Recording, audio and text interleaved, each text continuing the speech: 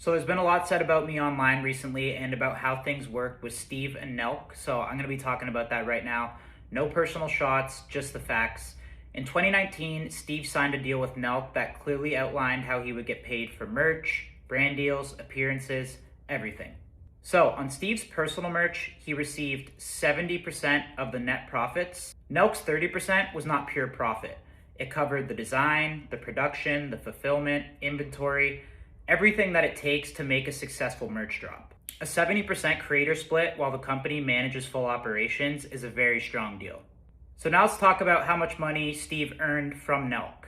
So I'm gonna pop up something here. It's a year by year breakdown of personal cash earnings for me and Steve. So you can see here from 2019 to 2023, how much I made and how much Steve made each year. Over that stretch, personally, I earned just under $3.5 million. Over that same stretch, Steve earned just over $12 million in cash.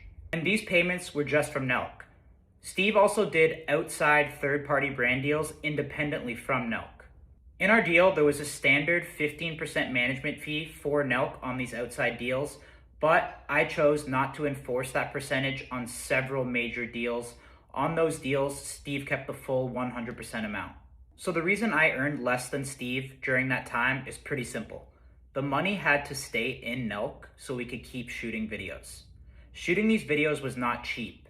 You have the production, the filmers, the editors, the travel. All that required real capital.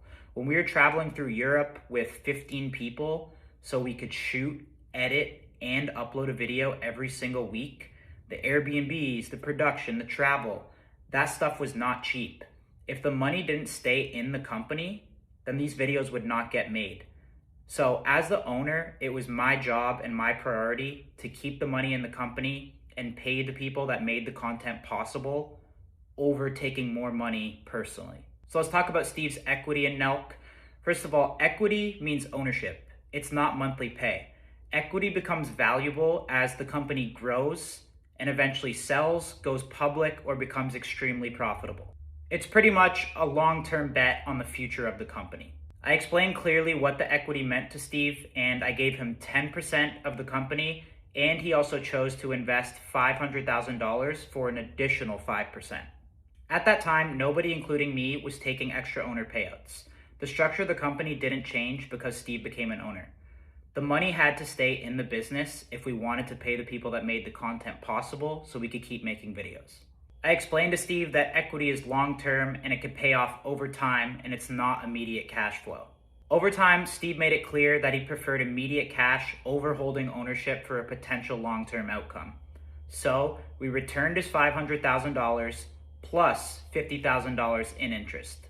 Like I said earlier, there was a 15% management fee on Steve's outside deals to Nelk, and as Steve's business grew, he wanted full independence and no longer wanted to do any type of revenue sharing with Nelk. At his request, we agreed to that structure and he no longer held equity in Nelk. That meant that Nelk would no longer be able to collect 15% on his outside deals and he would no longer have equity in Nelk. The separation agreement formalized that, we both signed it, and today there are no revenue sharing between Nelk and Steve. Also for clarity, Steve was granted 15% of Happy Dad when we started the company, and he remains one of the largest shareholders today. And when Steve's channel was deleted, I had no control over that decision. I reached out to him immediately and he asked me for advice. I told him the fastest way back would be to handle it professionally, don't escalate things online, and he can stay in Nelk content while things cool off. Ultimately, he chose a different route. That was not my decision, and I had no control over it. I thought that the ban could have lasted a lot shorter if it was handled a different way. Those are the facts. That's it, guys.